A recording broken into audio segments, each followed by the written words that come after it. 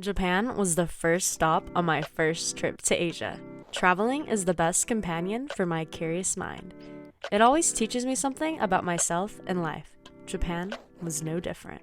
The first thing that people notice about me when they first meet me is how fast I walk. I know it sounds dramatic, but if you ask anyone that knows me, they'll agree. I didn't notice this trait until my friends brought it up. After doing some reflecting, I realized I learned to walk fast by copying my father's pace. My dad's kinda tall, and what kid wants to be left behind? But there's a deeper truth behind it, and Japan provided clarity. In my opinion, two things that stuck out the most in Japan was how silent the country is and how fast Japanese walk. Again, I know how exaggerating it sounds, but the only sound you hear is from inanimate objects and animals. You could literally hear a pen drop. That was definitely a culture shock moment for me. It was deadly silent compared to the boisterous America. Not to paint us as rowdy, loud Americans, but compared to Japan, I can see where that stigma comes from. Walking outside and being in the metro, all I could hear were my thoughts. It was so bad that I had to wear AirPods to silence my thoughts.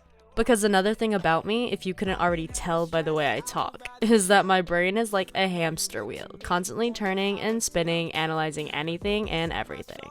I'm not saying that Japanese are introverts, but at least in most public spaces, they don't speak that much or loudly, which made me think that Japanese aren't very expressive or extroverted. That opinion was definitely humbled when I went to the club. The environment was definitely lively and loud. Japanese people were dancing, singing, screaming, just like how we do in the States. Honestly, out of all the Asian countries that I visited nightlife-wise, I definitely enjoyed the energy environment-wise in Japan more. Usually in Asia, I'm dancing by myself, vibing in front of the DJ, and everyone else is usually just standing there, the occasional jumping up and down, vibing, or mingling at their tables. Besides their homes, I feel like Japanese are their most expressive, extroverted self in nightlife. Contrary to their vocal expression, Japan is literally Tokyo Drift. The country has the energy of go, go, go. I quickly noticed this in the Shinjuku train station. People were literally running and maneuvering around each other. I never thought I would be surrounded by people that can keep up with my walking pace, let alone outwalk me.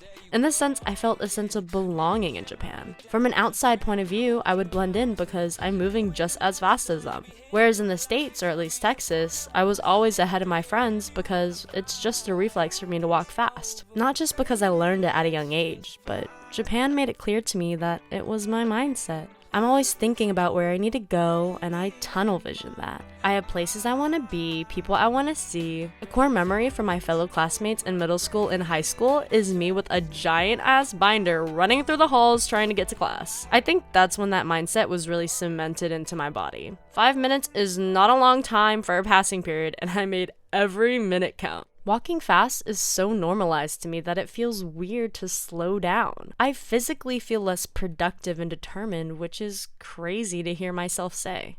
Basically, these two contrasting things gave me something to reflect on. How it's okay to be slow.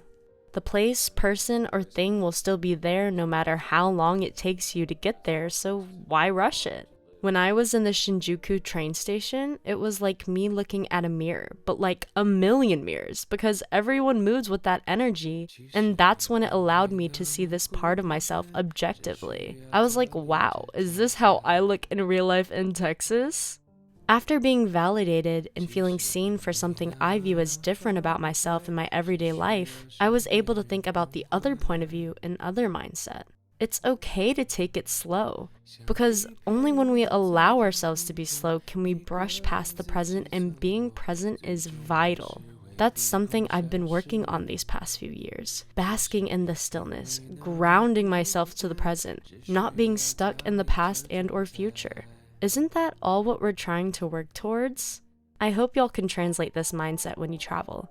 Obviously, it's easier to be present and allow yourself to be when you're traveling, because the purpose of the trip is to relax, to leave our mundane day-to-day activities, to meet new people, to make new experiences, essentially the beautiful core of living. At least for one day or one half of the day during the trip, let wherever you visit take you on a journey instead of planning the day. Allow those spontaneous, beautiful moments to find you, because they will, and it's when you least expect it.